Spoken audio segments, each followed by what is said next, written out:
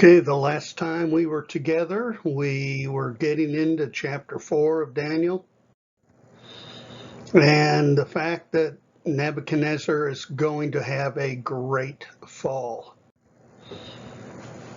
Verses 1 through 7, Nebuchadnezzar was at ease in my house and flourishing in my palace. So you can tell he's talking first person, and he's probably the one who wrote this first section. So you jump down to the next verse. I saw a dream and it made me fearful, and these fantasies as I lay on my bed and the visions in my mind kept alarming me. So then what he does next, gives orders to bring in the same old wise man. Now, it is that Nebuchadnezzar here is actually just giving his testimony, basically saying this is what's happening, and Daniel was able to record it exactly as it was given under the inspiration of the Holy Spirit. That's probably why the Spirit of God instructed Daniel to put it into the book. Now, Nebuchadnezzar had finished a lot of building, and he reigned a total of 43 years. And then the word rest or at ease means rest, free from apprehension, free from fear. And he didn't have any problems at this time in the kingdom, nobody trying to attack them. They were at a high point of the Babylonian lifestyle. And God brings this second dream. It panics him. It blew him right out of that comfort zone. And he was afraid. And he calls in the same bunch of guys, the same career politicians, like he did at the first dream. So it's the same routine. And here we are right back at the folly of human wisdom. Like it says in 1 Corinthians, the wisdom of this world is foolishness before God. And Jesus said he'd hidden the things from the wise and prudent of the world and revealed them to babes. So the world never knows. They're ever learning, but never able to come to the knowledge of the truth. Just like we have here in 1 Corinthians, where it says, for who has understood the mind of the Lord so as to instruct him? But we have the mind of Christ, and that's the big difference. So, as we'll see now, help is on the way. As Isaiah 65, before they call, I will answer. While they are still speaking, I will hear them. So verse 8, at last Daniel came in before me, he who was named Belteshazzar, after the name of my God, and in whom is the spirit of the holy gods. And he goes on then to tell him his dream.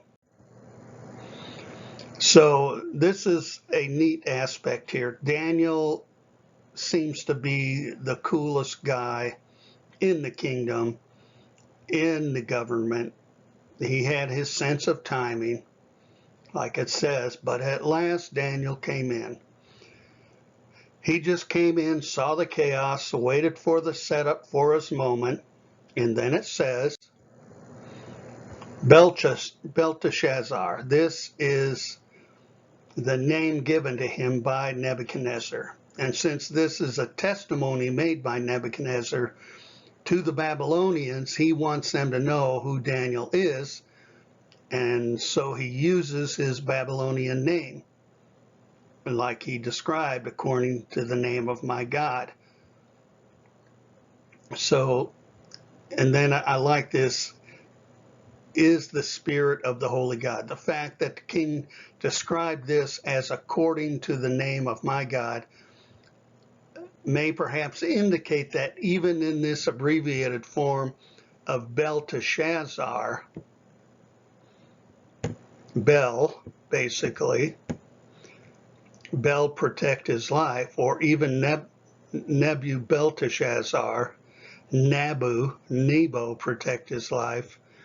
If by his God the king referred to the God whose name began his own, Nebuchadnezzar, which is Nebo, one of their gods.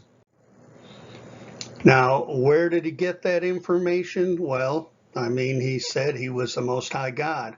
Way back when the first dream was told, and he said he was the Most High God way back when the fiery furnace happened, about 30 years before. But where did he get the idea that God was a holy God? Well, in those 30 years intervening, you can actually imagine that Daniel was talking to him the whole time. And for that 30 years, Daniel, who was basically the prime minister in the whole empire of Babylon, was feeding everything he could feed into the mind of Nebuchadnezzar. And he actually cared about him, and we'll see that in a moment. Now, I don't know where Daniel had been when he came in at the right moment, but he had this sense of timing. And when all the chaos was going on, and they were all standing there with a blank look on their faces and their mouths shut, and the king was trying to get an answer, he just comes in and relieved all the pressure by giving him the answer. So Daniel had a great sense of timing, more than likely given to him by the Holy Spirit. And there was a holy God, and his spirit dwelt in Daniel, and Nebuchadnezzar knew that. He had a fuller understanding of the nature of God than he did before.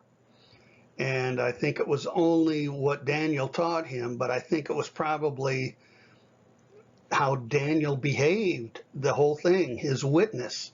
I think he got an idea of the holiness of God from the holiness of Daniel. And so from that, we can understand that Daniel probably didn't hang out with those wise men. Even though he was a wise man, and even though he was one of the educated erudite, one of the courtiers of the Babylonian court, he never seemed to be hanging with the bunch. He would always come separately. And we found that out in the last chapter. They were basically, the whole bunch was anti-Semitic. And Daniel operated in a class by himself. They came in first, and later he came in. He made clear there was a distinction in the identification of who he was. So verse 9, O Belteshazzar, chief of the magicians, because I know that the spirit of the holy gods is in you, and that no mystery is too difficult for you, tell me the visions of my dream that I saw and their interpretation. So the word magicians in Aramaic basically means scholars. It's probably a word that should be translated in the broadest way. It embodied both mystical things and education, culture, science, and wisdom. It included all of that. And maybe we'd be more fair to translate it in another way so that you don't think it's like pulling rabbits out of the hat or cutting somebody in half and putting them back together. Now, these were literally wise guys. And here was the chief scholar, the wisest, the most knowledgeable, the most gifted. In fact, Daniel literally became a byword for knowledge, a byword for wisdom. As in Ezekiel it said, behold, you are wiser than Daniel. There is no secret that they can hide from you. So That statement is made to the prince of Tyre, and behind the prince of Tyre is Satan. For man, Daniel had incredible knowledge and wisdom, but he didn't flaunt it. And there's that phrase again, I know that the spirit of the holy gods is in you. So he not only had education, he not only had intellectual capacity, but you've got the spirit of the holy God in you, and no secret will trouble you. I know that there's no secret that is a problem for you, Daniel. So tell me, basically, tell me the visions of my dream. Nebuchadnezzar obviously meant that Daniel should interpret the dream which the king was now to relate. Verse 10, the visions of my head as I lay in bed were these. I saw and behold a tree in the midst of the earth, and its height was great. The tree grew and became strong, and its top reached to heaven, and it was visible to the end of the whole earth. So, it's a big tree, kind of a custom one for Nebuchadnezzar. Kept growing, growing, growing, sticking right out of the flat plane of the earth. It kind of sounded like really nothing around it. It just kept going up. Verse 12, its leaves were beautiful and its fruit abundant, and in it was food for all. The beasts of the field found shade under it, and the birds of the heavens lived in its branches, and all flesh was fed from it. So now here's a tree. It rises out of the earth in a solitary manner, extends into the heavens, pretty glorious, so the whole earth can see it. So it's tall, and all of the beasts gather under its shadow. All of the birds land in it. Food is provided for them. The whole earth can eat of its provision. And that's actually the spot that the kingdom of Babylon was at that time. They exported even a lot of food. That's what Nebuchadnezzar saw in his dream. Now, by the way, I might add this, trees were frequently used in ancient times to symbolize great rulers.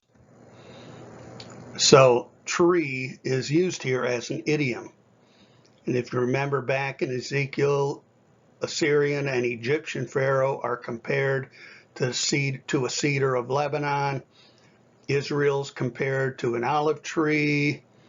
Then there's that idea of a transplanted shoot in Ezekiel 17 and 22. The stump in Isaiah 11. And then, of course, in the New Testament, Christ spoke of the mustard tree. Amos 2:9 says, yet it was I who destroyed the Amorite before them. Though his height was like the height of cedars, and he was strong as the oaks, I even destroyed his fruit above and his root below. So, it isn't that tough a dream probably for Daniel to interpret. The tree appears to be Nebuchadnezzar. And this is quite a tree, a beautiful tree, productive, flourishing tree. And the whole world was enjoying its abundance. And it was feeding and providing for all in the kingdom. But the dream had a second part. And this will be the shocker.